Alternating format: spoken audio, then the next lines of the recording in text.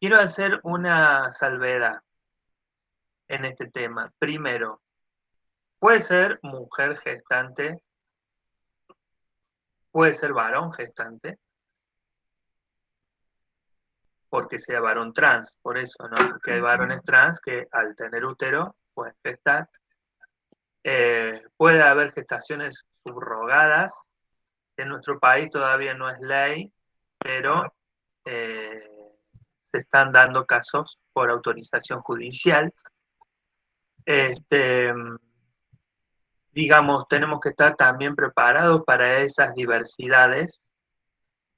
Ahora, lo que siempre más o menos va a ocurrir es que hay uno o una que pone más el cuerpo en todo esto y otro u otros que van a poner un poco más la cabeza.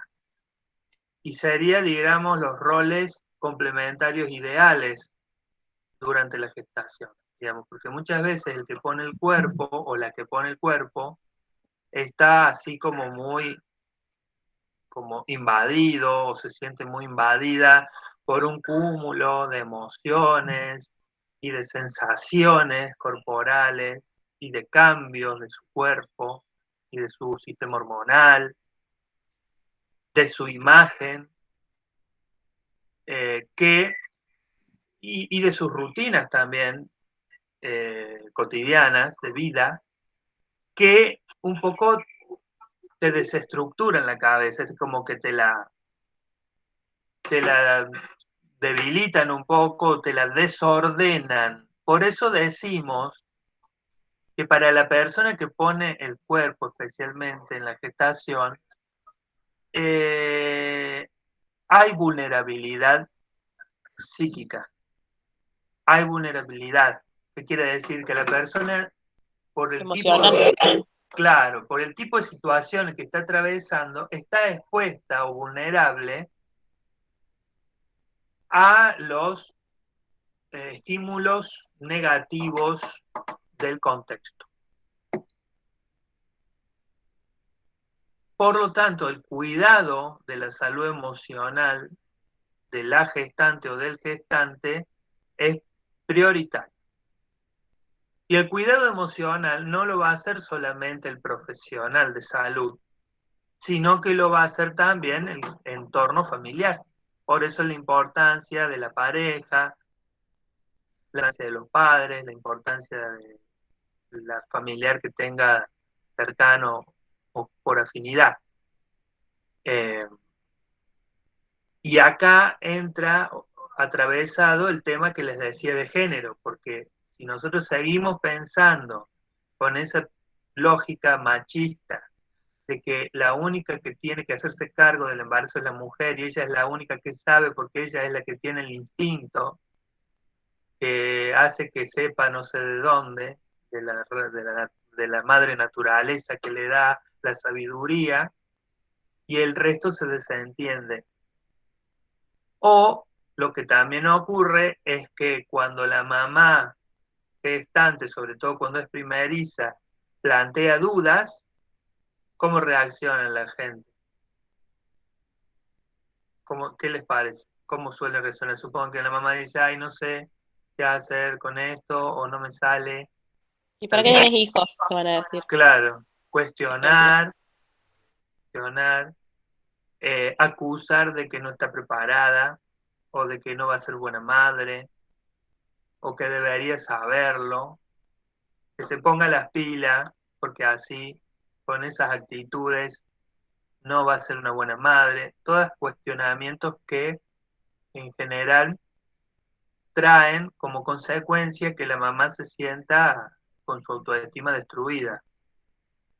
Y esto, si nos ponemos a leer investigaciones sobre la salud emocional de las mujeres embarazadas, pero es impresionante la cantidad de mujeres que refieren esto, que sienten que no pueden hablar de dudas, miedos o inquietudes porque la gente que está a su alrededor salta al ataque.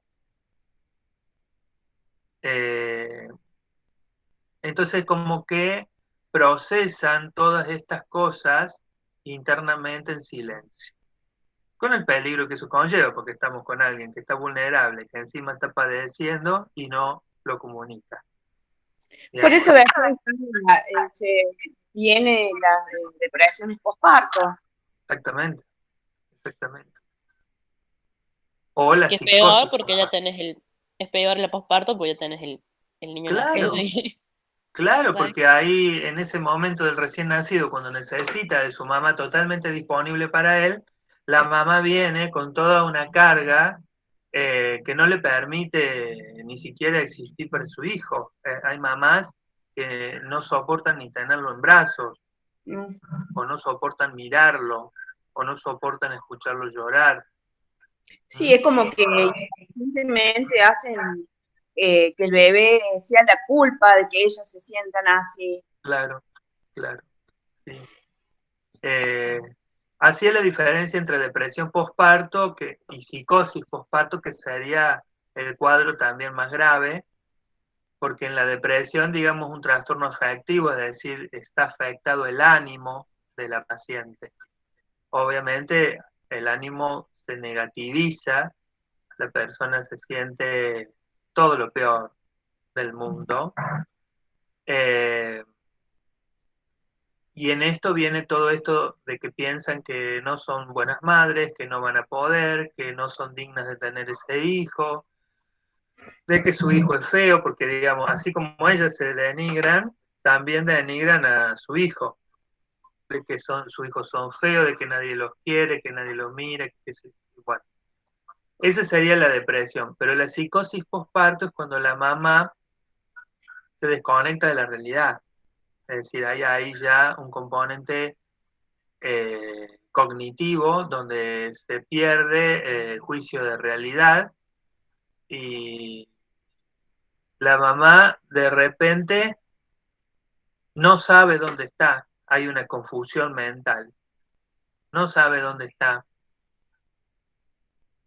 no reconoce que ya sea que tuvo un parto o que tuvo una cesárea, no reconoce que ese ser es su hijo, digamos, hay ya un trastorno de falta de reconocimiento y falta de conciencia, que por ende puede llevar en algunos casos a situaciones gravísimas, como, digamos, porque si en un estado de psicosis, quienes están alrededor de esta mamá intentan forzarla a la mamá con lo que ella no puede entender, digamos, o comprender, la mamá puede llegar a querer hacerse daño a sí misma o a su bebé. Acá entra la parte de la importancia que es el acompañamiento, Sí. pues, mucha Sobre importancia. todo la prevención, digamos, porque lo ideal es que no ocurra ni la depresión ni la psicosis postparto, y que por eso la prevención tiene que estar antes de esto, con el acompañamiento, estimular el acompañamiento de la familia, la comprensión emocional de la familia y de los profesionales. Porque los profesionales también, hay profesionales y profesionales, y hay profesionales que son bastante fríos y bastante distantes de las pacientes, y bastante que no quieren escuchar o juzgan a las pacientes. No sé si vieron estos días la noticia esta de un médico que la nena denunció un abuso. Sí, Es de por acá. sí. Eh, No lo vi yo, no sé cuál es, no sé qué caso es. ¿Es de acá de La Villa pa- María? Río Primero, estaba hablando de la paciente de Río Primero, profe. sí, una chica de 17 años. Ah, no, no lo vi. Eh, ¿Saben lo que me llamó la atención? Eh, ¿Cómo se defiende? ¿Con qué argumentos se defiende el médico? no me acuerdo cuál es la nota que yo leí, pero bueno, hay muchas notas sobre el caso. Acá habló el médico cordobés acusado por abusar de una menor. A mí me llama la atención cómo él se defiende, porque obviamente él dice que no la abusó, pero ¿qué argumentos o qué explicaciones utiliza?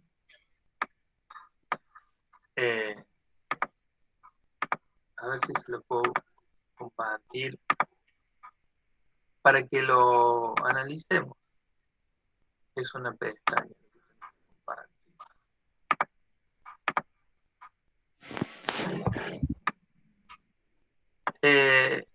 Bueno, este es Espiro Antonio de Lisantis, es un médico cordobés que fue denunciado por una menor de 17 años. La adolescente tenía un atraso de 3 meses y dolor abdominal, por lo que fue atendida por este profesional en un centro de salud de la ciudad de Río Primero. Pero la joven acusó al médico de haberla tocado. El escándalo fue aún más grande por el pasado de este médico, es decir, por los antecedentes, porque ya era conocido como el doctor aborto y estuvo preso y cumplió 3 condenas dictadas por la justicia provincial y una por la justicia federal. Sin embargo, tras ser liberado, pudo recuperar su matrícula y todo indica que estaba ejerciendo su profesión de manera legal. Acá está su versión, dice, lo que él alega, cómo él se defiende. Yo soy médico de carrera e hice la residencia de obstetricia. La paciente dijo que tenía un atraso de 3 meses y dolor abdominal. ¿Quién más justificado que un médico obstetra para analizarla? Hice un acto médico que creí necesario en ese momento. Siempre actué de buena fe. Ahí no teníamos para hacer ecografía, por eso le pedí que se hiciera un test de embarazo y vuelva. Y agregó, yo procedí a hacerle un examen, un tacto vaginal. No es un abuso sexual. Si no lo hace un médico obstetra, ¿quién está autorizado para hacerlo? Fíjense esta frase. El médico aseguró que le dijo a la menor que en caso de estar embarazada tenía que acostumbrarse a que la revisen.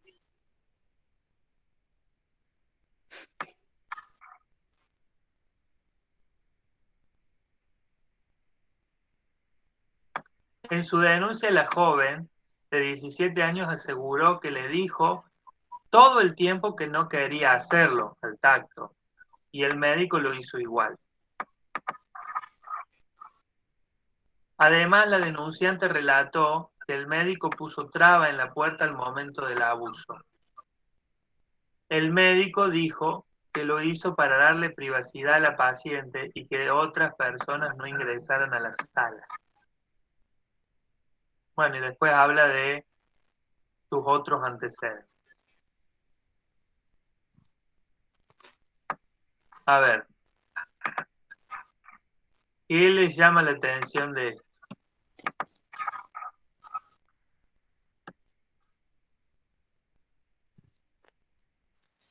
Que, a mí, yo creo que por más que la paciente le dijo que no, él lo hizo igual. Y también la forma que le contestó cuando le dijo que tenía que acostumbrarse si ella estaba embarazada.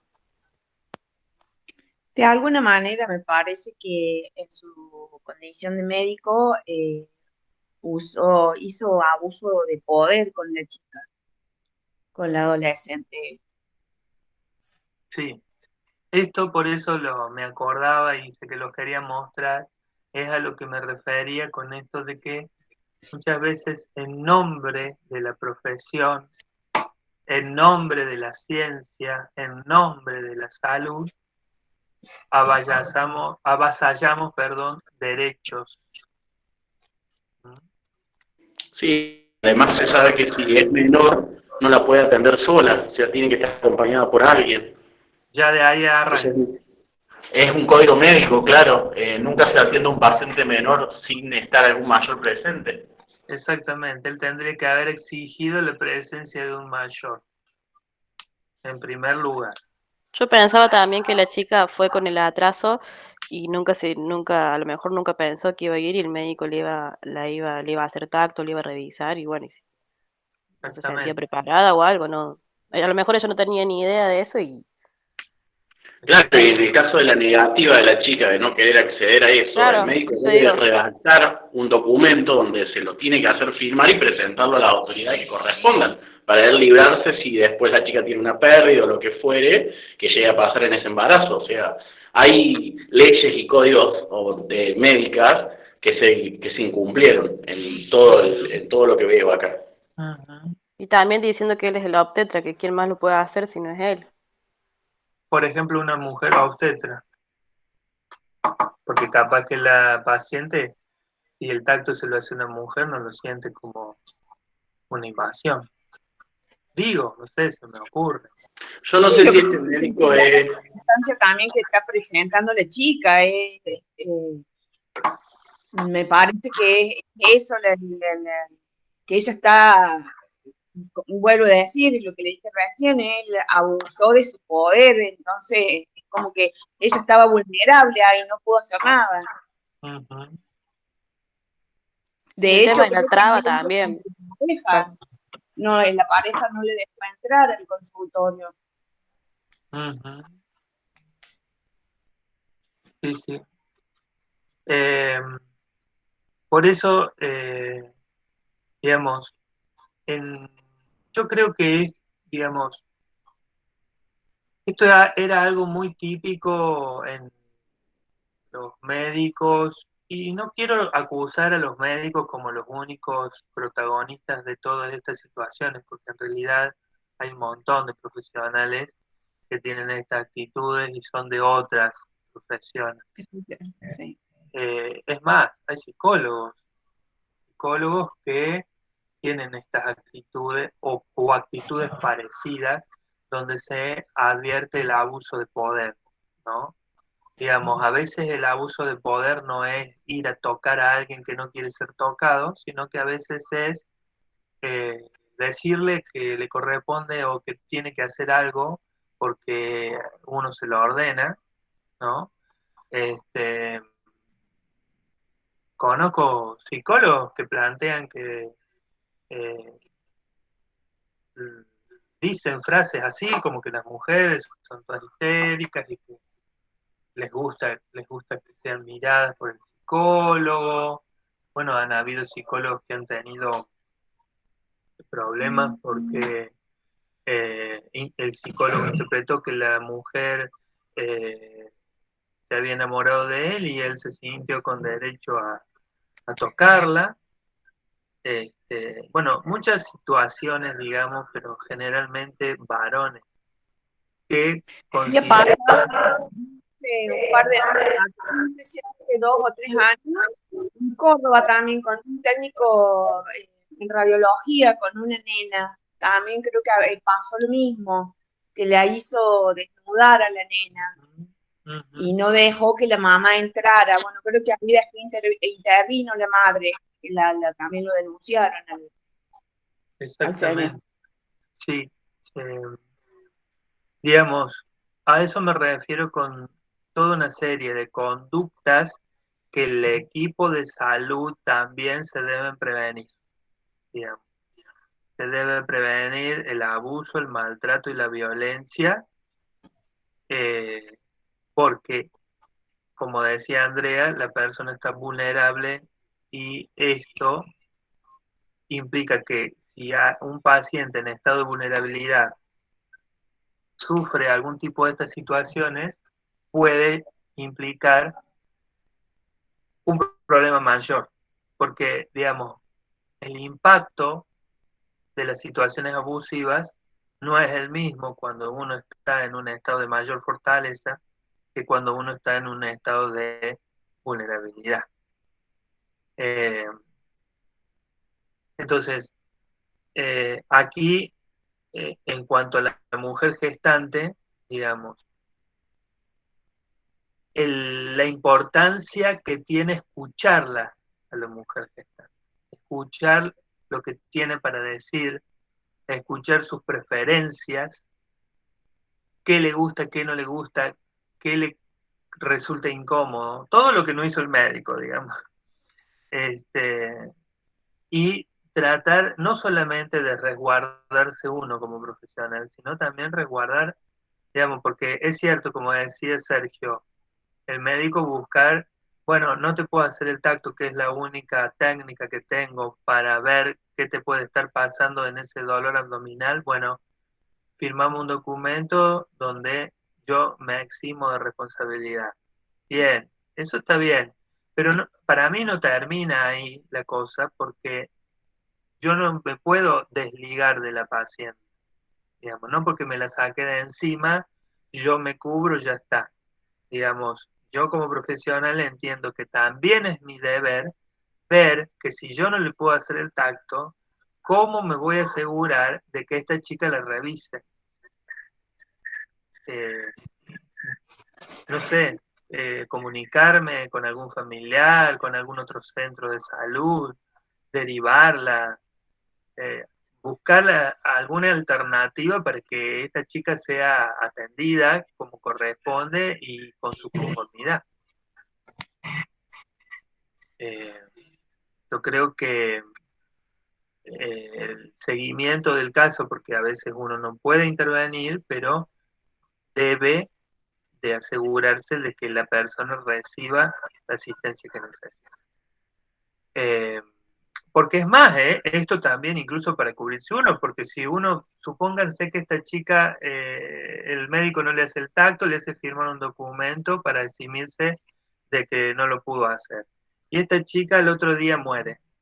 Ojo, que no crean que ese documento a él lo salva, ¿eh?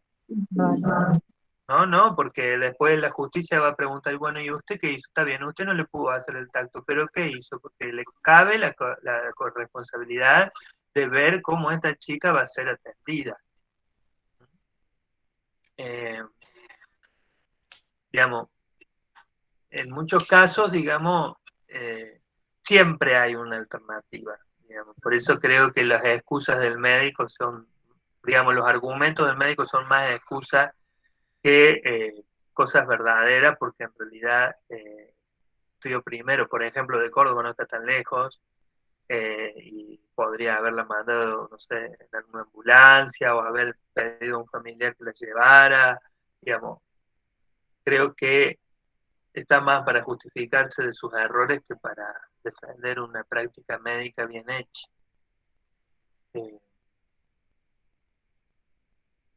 Lo que también, cuando hablamos de la prevención de la salud emocional de la gestante, lo que tenemos que tener muy en cuenta es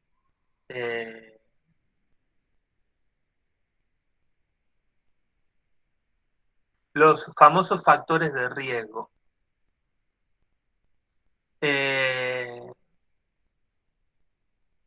quiere decir esto? Antecedentes de estas gestantes que nos indiquen que ya hay una vulnerabilidad previa. Por ejemplo, que han sufrido trastornos psiquiátricos, todo esto antes de estar embarazadas, ¿no? Porque es probable que frente a la situación de gestación o parto haya un rebrote o que se vuelva a presentar el trastorno psiquiátrico que había padecido previamente. También otro factor de riesgo a tener en cuenta es que este embarazo sea producto de una relación no deseada o que el embarazo sea rechazado por la mujer. Esto también puede ocurrir. Querer tener un hijo no por querer ser madre, sino para darle con el gusto a alguien o satisfacer alguna exigencia, o que haya sido producto de un abuso sexual. Otro factor de riesgo también es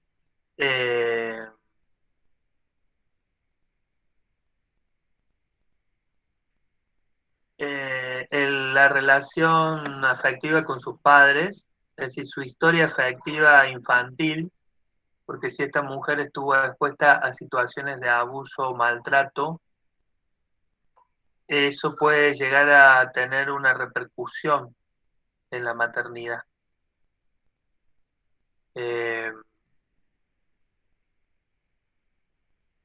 Son, digamos, factores de riesgo que hay que tratar de averiguar, a ver si están presentes en la historia de vida de la paciente o no. Porque en la medida en que estén presentes, siempre es recomendable que haga un seguimiento un profesional de la salud mental, sea psiquiatra o psicólogo. Digamos, nosotros como enfermeros lo que tenemos que hacer es comunicar esto a un especialista o pedirle al familiar o a la paciente que por favor consulten con un especialista para que se haga una prevención específica para que estos antecedentes no rebroten o no vuelvan a aparecer. Ha habido muchos casos donde mujeres que han sido abusadas o golpeadas de niñas luego son abusadoras o golpeadoras de sus hijitos, porque es como que reviven esa experiencia.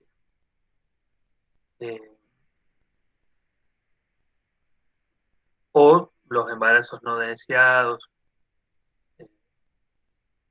también suelen tener una necesidad de desquitarse con la criatura.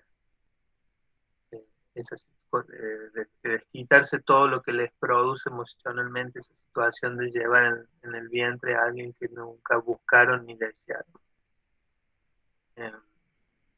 Esto también, una vez el niño nacido, es importante tenerlo en cuenta. Tenemos que observar cómo la mujer mira o no mira a su bebé, qué atención le presta, qué tiempo le dedica, si ese tiempo es de calidad. Yo creo que esto no hace falta mucha ciencia, solamente observar y darnos cuenta cuál es la calidad del vínculo que le ofrece la mamá a la criatura, cómo lo sostiene para darle el pecho, si se preocupa porque el niño tenga una posición confortable, si tolera la incomodidad del dolor de sus mamas, de sus pezones, o enseguida se enoja con el niño por eso. Si está pendiente de las necesidades del niño o no, o hay que estar indicándole que puede llegar a tener hambre, o puede llegar a estar sucio, o puede llegar a tener frío, ¿no? Observarla conductualmente a la mamá, cómo se maneja con su hijo. Esto sobre todo es muy importante hacerlo, vieron en el momento que la mamá está internada después del parto, que está un tiempo ahí. A veces si el niño necesita cuidados especiales está un tiempo prolongado, o a veces la mamá se va a la casa y el niño queda. Bueno, cuando viene a verlo, a visitarlo, qué es lo que hace, eh, cómo se vincula con ese bebé, si se preocupa, si está pendiente. Es importante ir monitoreando todas estas situaciones. De acá nadie, ¿no es cierto?, ha tenido o tiene experiencia en práctica de enfermería neonatal. No, ¿no? No. Bien. Bueno, porque a veces es bastante común ver estas situaciones, sobre todo en hospitales o en lugares grandes. Yo he tenido alumnos que me han dicho tal vez por el tema de la pandemia que no se puede hacer prácticas, porque antes, digamos, había algunos alumnos que les tocaba hacer prácticas en este sector y me manifestaban que les llamaba la atención que había mamás que, por ejemplo, iban a visitar a su hijo y se ponían a charlar en el pasillo con otra mamá por ahí que conocían o que se encontraron ahí. Y le tenían que decir, pero mamá, dice, su hijo le está esperando. ¿no? Un indicador de lo mucho que le interesaba a la mamá ir a ver a su hijo, digamos. Digamos, esas son fallas en el vínculo inicial de la mamá y el niño. Vamos a ver nosotros que eso puede tener consecuencias altamente perjudiciales para la salud mental del niño, porque lo que tiene que ocurrir en estos primeros 3 meses es una fusión. La palabra fusión, vieron que es como que dos cosas se hacen una. Bueno, eso es lo que tiene que haber efectivamente entre la mamá y el niño. Y tan conectados, tan conectados que pareciera que la mamá siente lo que el nene siente. Eso es el apego seguro, digamos. Si la mamá logra estar en sintonía absoluta con su hijo, eh, el niño va a empezar a desarrollar un interés por el mundo externo, por las cosas que lo rodean, por las personas, y se va a sentir seguro de poder aprender cosas.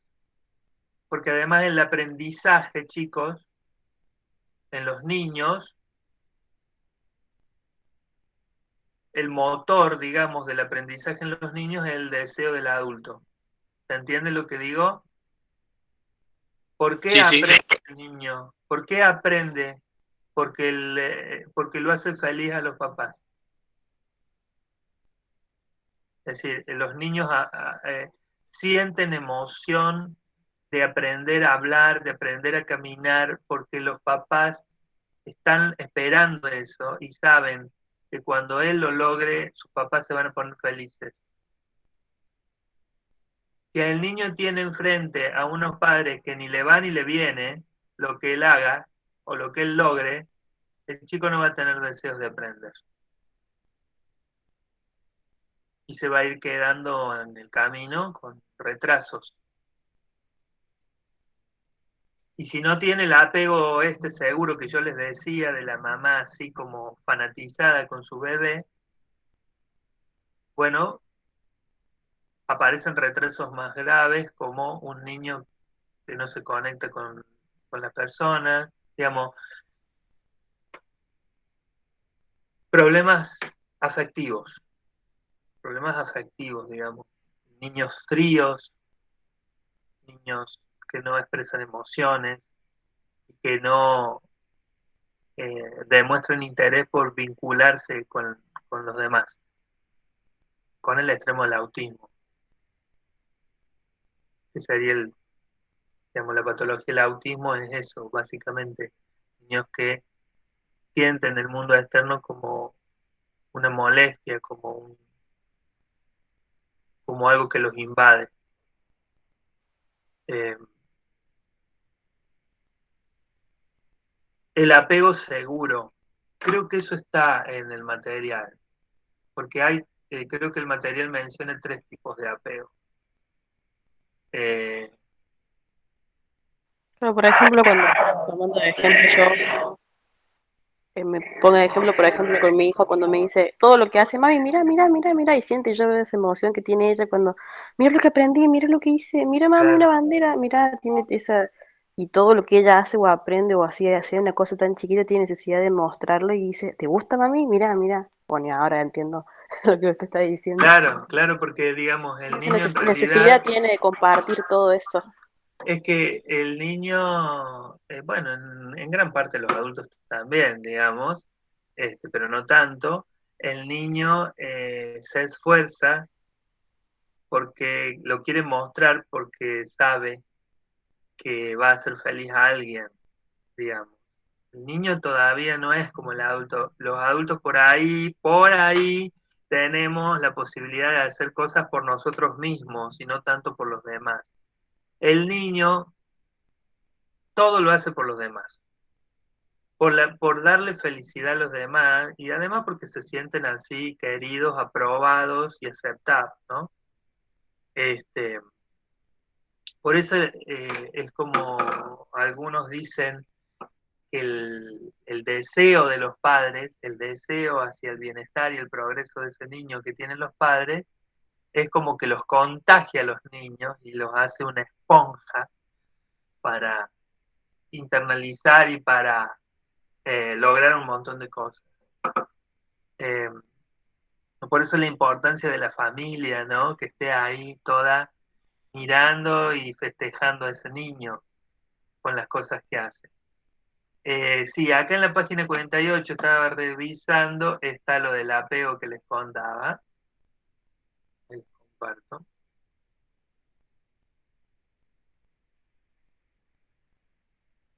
Dice la importancia de un vínculo temprano con apego.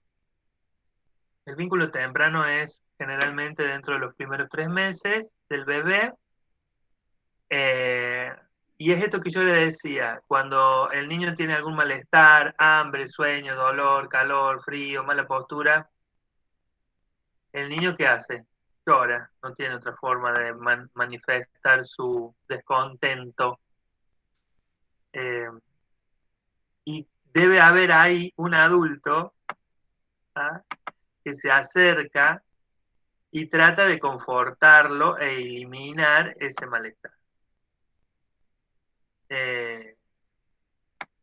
El adulto, que generalmente es la madre o un sustituto, va a ir diciéndole esto, diciéndole palabras, ¿no? Otorgando palabras y significados a las conductas de los niños.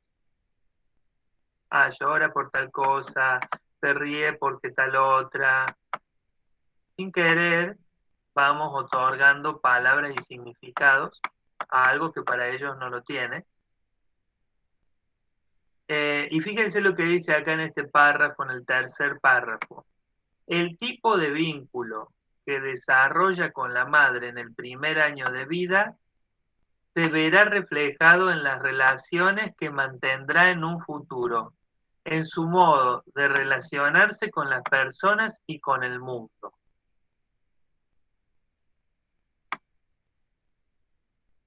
A ver, ¿qué le parece que quiere decir eso? Es fuerte.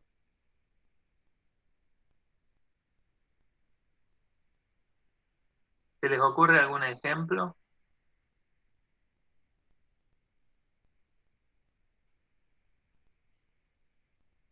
Que claramente el vínculo que genera con la madre es lo que en futuro o en la adolescencia o cuando empieza a relacionar los va a llevar a eso, o sea, va a buscar ese tipo de relaciones. Es un apego, se dice, que se tiene desde el primer año de nacimiento. Claro, digamos, O sea, si el niño vivió violencia, para eso todo lo que sea violento está bien. Si el niño vivió bajo cariño, afecto y de compartir, va a ser un nene que va a compartir, que se va a poder relacionar bien. O sea, desde el primer año de vida se empiezan a ver las carencias o no que va a tener la persona. Sí, tal cual, tal cual. Acá Erickson, cuando está diciendo el trabajo, plantea la crisis de confianza Y desconfianza. y desconfianza. Acá, porque este vínculo temprano define la confianza básica, se le dice. ¿Qué es la confianza básica? Es la seguridad de que somos aceptados y que nos quieren. Quienes hemos tenido esa experiencia con nuestra mamá, traemos incorporada la confianza básica. Es decir, que percibimos que generalmente las personas nos van a aceptar. Es decir, como que nos imaginamos que las personas nos van a aceptar, digamos, no nos hacemos rollo con eso, estamos confiados. Pero las personas que no han vivido un buen apego con su mamá en este primer año de vida, generalmente van a tender a desconfiar de si los demás los aceptan o los quieren. van a ser medios perseguidos, como se suele decir. Y pasa generalmente también con chicos abandonados. Claro, sí. Con los niños que después son adoptados, y es muy común que los niños adoptados, como han tenido carencias en este apego temprano, están todo el tiempo necesitando comprobar o asegurar que los quieren. Es decir, tienen una serie de conductas que tienen por finalidad que ellos necesitan corroborar, verificar que los quieren, porque hay una duda ahí atrás. Entonces está, por ejemplo, el niño que dice, ¿me amás? ¿Me querés? Sí, te quiero. Y a los 2 minutos, ¿me amás? ¿Me querés? Digamos, o cuando los retan le dicen, ¿me querés? Digamos, siempre hay o el contrario, que se portan mal. Esto también es muy interesante, sobre todo en niños más grandes. Se portan mal para ver hasta dónde los quieren, hasta dónde los van a soportar. También es bastante presente en los niños adoptados. Porque a veces los padres no entienden esto y dicen, pero me lo hace a propósito. Este chico me quiere hacer la vida imposible. Y en realidad están tratando de comprobar si hay o no amor. Pero digamos, una persona que en su adolescencia o en su adultez no se sienta segura de ser querida, va a tener muchos problemas en sus vínculos afectivos. Incluso se va a enojar y se va a problematizar por un montón de cosas que por ahí están más en su cabeza que afuera.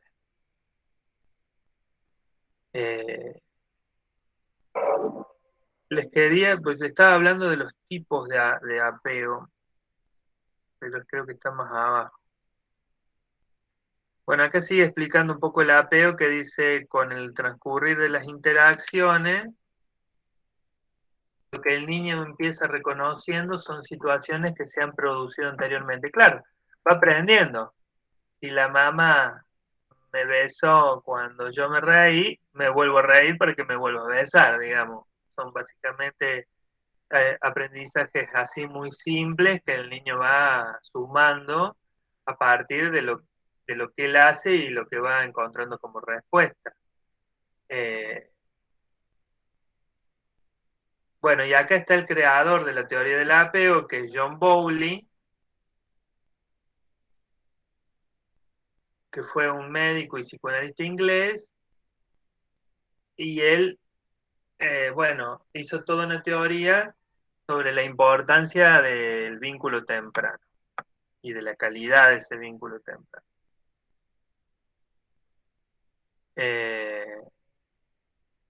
Lo importante y lo bueno que es el calor, la intimidad y la relación constante de la madre.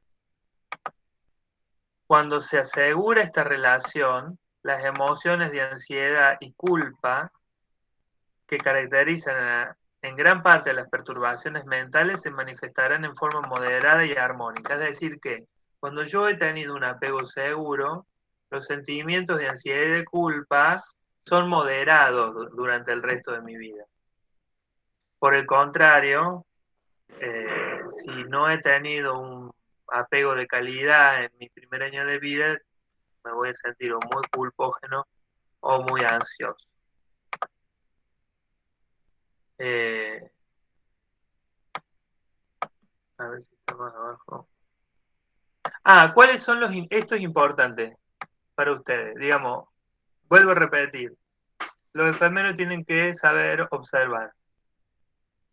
¿Qué tenemos que observar para saber si el niño está teniendo un apego de calidad o un apego seguro, como se dice? Lo primero, la sonrisa social. ¿Cuándo aparece? Segundo o tercer mes de vida. Que hay que tener en cuenta que la sonrisa está desde que nacen. pero estamos hablando de la sonrisa social, no de cualquier sonrisa. La sonrisa social es aquella que se dirige hacia una cara o un rostro humano. ¿Se entiende? Porque el niño puede sonreír a otras cosas, puede sonreír a un muñeco, puede sonreír a la televisión, a la luz del sol, a un color, bueno, a muchas cosas. Pero en realidad la sonrisa social es cuando está dirigida a un ser humano. Y sobre todo a ese ser humano que identifica como el dador de satisfacción. Profe, perdón, me tengo que retirar. Bueno. Usted la va a dejar grabada la clase, termino de ver lo que me falta. Dale, dale, dale. Gracias. Chao, hasta luego. Chao, chao. Eso sería lo que primero tendríamos que observar en un niño que tiene apego seguro.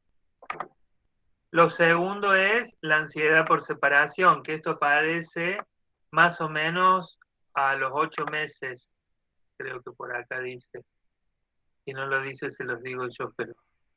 Ah, sí, hacia los 7 u 8 meses debe aparecer la ansiedad por separación, que básicamente se trata de que el chico cuando se separa de su figura de apego, parece que lo están queriendo carnear más o menos, la forma en que llora y se desespera.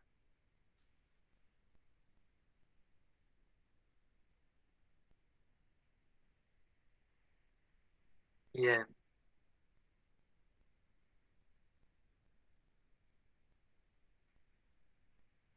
Bueno, creo que después está el no, pero el no es una, digamos,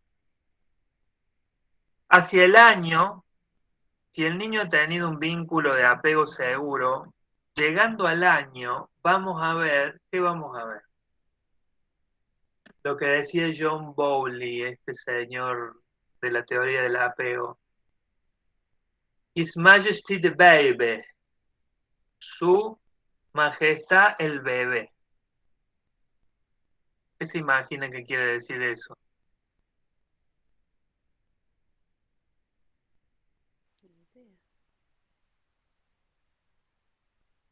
Ah, Ni idea, profe. ¿qué quiere decir que su majestad el bebé? ¿Será cuando está muy consentido? ¿Ah? ¿Será cuando lo tiene muy consentido que está Claro. puesto en un trono? Digamos, el resultado obvio de este apego seguro es un niño hiper egocéntrico. Digamos, se siente tan seguro y confiado de que lo quieren y de que es el number one. Digamos, ese es el resultado y ese sería, digamos, el indicador de que tuvo un apego seguro. Pero entonces no es malo. No es malo, no es malo, por eso la época de los berrinches es importante en el niño, siempre y cuando estén entre el año y los 3 años de edad. Es importante que el chico se encapriche, tenga berrinches, porque es el resultado necesario de habérsela creído tanto que ahora empieza a darse cuenta que no era así la cosa, que lo que vivió durante sus primeros años de vida fue algo que él habrá pensado que iba a ser para siempre, pero resulta que no, que ahora tiene que desilusionarse un montón de cómo es la vida real. Pero digamos, este cimiento de su autoestima, que es el apego seguro, ya lo tiene. Después las desilusiones no van a generar que, digamos, que estos cimientos desaparezcan. Van a estar, van a quedar para toda la vida. Pero digamos, es como un ciclo, ¿no? Un poco contradictorio o un ciclo medio altibajo, porque primero, en el primer año vamos alimentando la autoestima del bebé y lo vamos consintiendo y le vamos dando todo y le vamos solucionando todas sus necesidades. Cuando el chico ya armó su confianza básica y generó un vínculo súper seguro con su mamá, después tiene que venir el trabajo, digamos, contrario, que es, bueno, ahora ubicarnos en la palmera. ¿Qué tiene que ver con Los límites. claro, los límites y el entender que ahora, digamos, ahora, a partir de los 3 años, el chico tiene que empezar a aprender que es uno más, que hay que compartir los juguetes, que va a ir a un lugar donde hay otros niños, que hay que esperar su turno, que los papás, Qué duro es eso. claro, que es difícil para ellos, tienen muchos berrinches y reniegan mucho porque les cuesta un montón entender que hay reglas y que las personas tienen otras tareas, otros intereses. Por eso yo no soy su majestad, digamos, pensar el bebé. Me hicieron creer que era el príncipe de España y ahora me están diciendo que soy uno más, ¿no? Pero es importante tanto ese primer momento como este otro de desilusión y mayor realismo, que es lo que los va a ir preparando para la escuela. Porque imagínense que este chico quede así eh, como su majestad y entra a la escuela sin haber aprendido las reglas básicas de cualquier ser mortal. ¿Cómo va a sufrir ahora? Compartir, ¿Ah? como compartir. Claro, por eso siempre el hermanito está bueno que venga más o menos a los 2, a los 3 años, porque no hay nada mejor que un hermanito o una hermanita. Qué feo cuando dicen eso. Sí, porque ahí el chico se pone en su lugar inmediatamente, porque Yo toda digo, esa... uno está chocho porque ya pasó la etapa de berrinche de todo y llega el otro, ¿no? Y sí, sí, y va a venir también. Que no llegue. Digamos,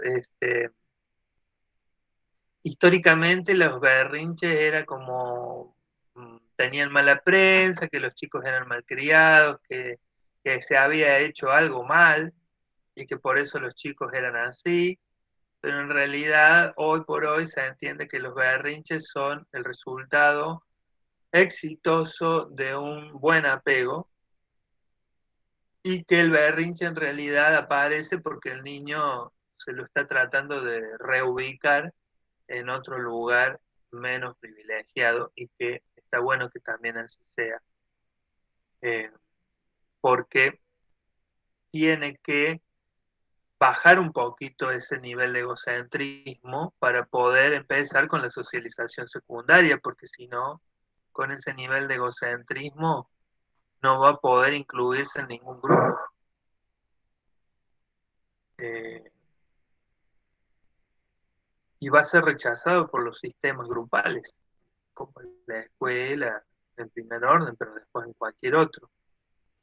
Ni les digo si llegan a grandes con ese nivel de egocentrismo. Eh, Algunos lo aprenden a disimular muy bien. Eh,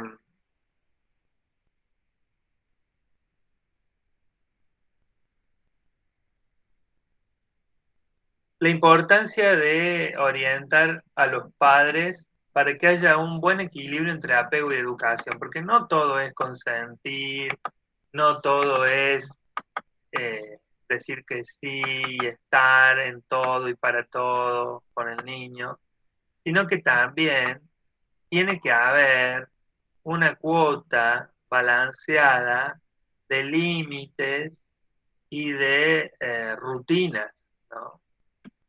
Eh, Sería importantísimo, ¿no? Que estas cosas estén lo más balanceadas posible. Eh, Acá habla de estilos educativos y habla de que hay familias que tienen un estilo más democrático, ¿no? Que sería el ideal, ¿no? Ser sensible a lo que el niño necesita, pero al mismo tiempo actuar con firmeza frente a los límites y normas. Mientras que hay estilos familiares o de crianza autoritarios donde se hace mucho hincapié en la disciplina y en la norma y muy poco en el afecto y en las necesidades afectivas, o por el contrario el permisivo, que sería al revés, digamos. Mucho afecto y mucha atención a las necesidades afectivas y cero límites o normas. Bueno, ¿alguna pregunta, duda?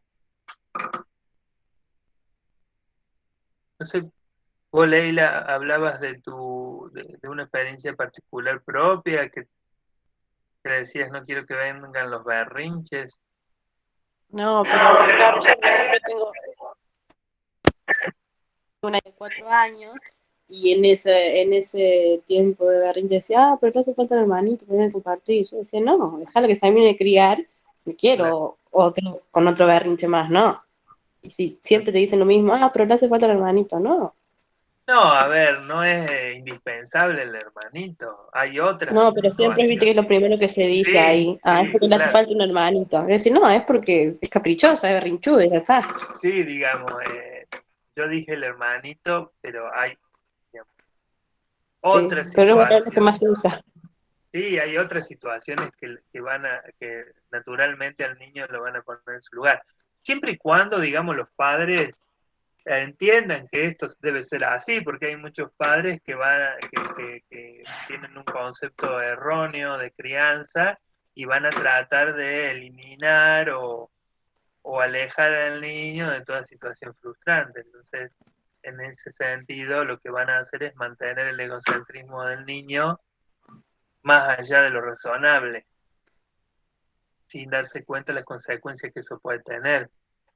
Pero digamos, digo, en algunos, digamos, en el caso que venga un hermanito, no es que hay que tener un hermanito para que el chico deje de hacer berrinche, porque O lo va a mandarlo a la hacer. guardería. Te dice, tienes que ir a la guardería para que aprenda a compartir. Claro, pero por ahí con otros primos, digamos, el contacto con otros niños es interesante porque los niños entre sí Se van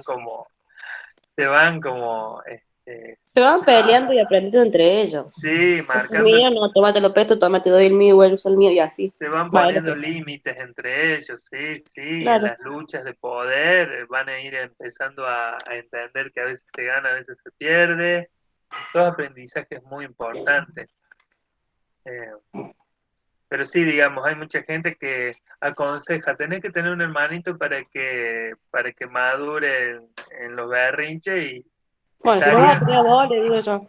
Si vos lo vas a criar, se lo claro, doy. exactamente, ¿no? Ahí estaríamos incurriendo en ese error que decíamos antes de tener un hijo para otros fines y no para ser madre. Este, pero, digamos,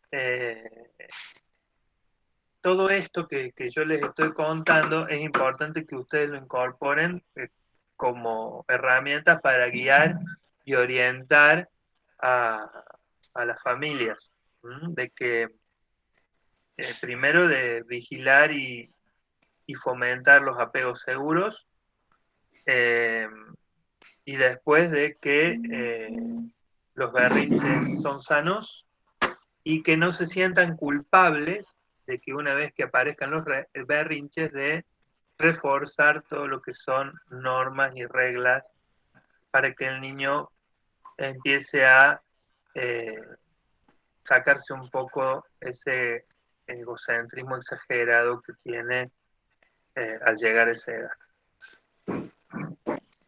Así que bueno, básicamente eso. No sé si alguien tiene algo más que comentar.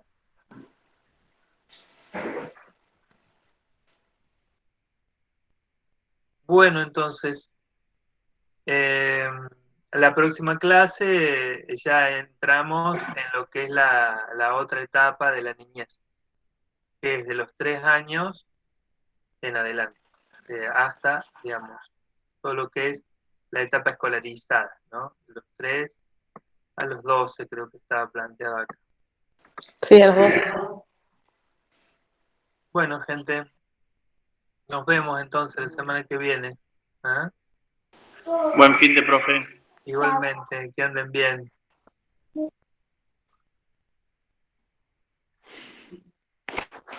Chao.